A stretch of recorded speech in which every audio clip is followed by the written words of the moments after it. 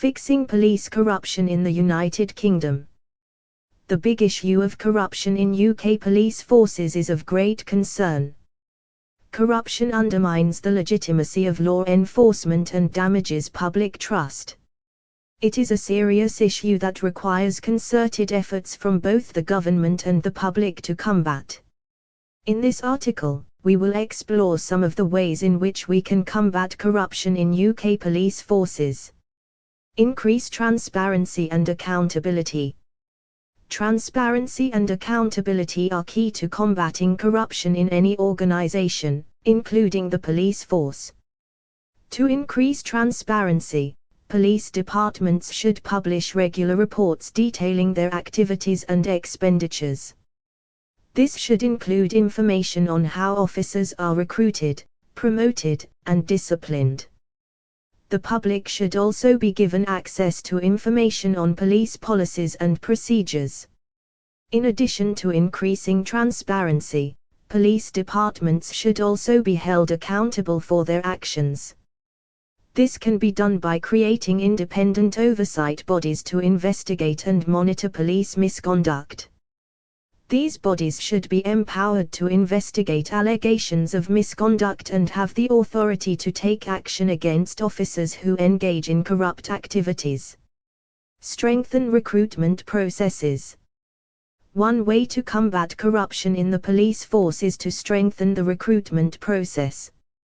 This includes conducting more thorough background checks on potential recruits and ensuring that only individuals with strong ethical values are allowed to join the force. It is also important to ensure that officers receive ongoing training on ethical conduct throughout their careers. Encourage whistleblowing.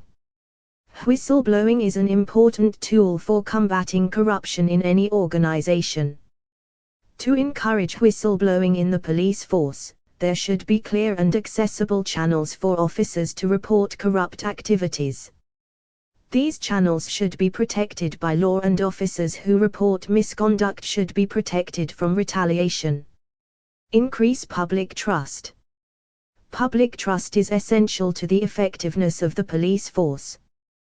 To increase public trust, police departments should work to build relationships with the communities they serve. This includes engaging in community outreach programs and working to address concerns and complaints from the public. Increase accountability for police leaders. Police leaders have a responsibility to ensure that their departments are operating with integrity and transparency. To increase accountability for police leaders, there should be clear expectations for their conduct and they should be held to high ethical standards. Police leaders who fail to meet these standards should be held accountable for their actions. Improve internal investigations. Internal investigations are an important tool for uncovering corruption within police departments.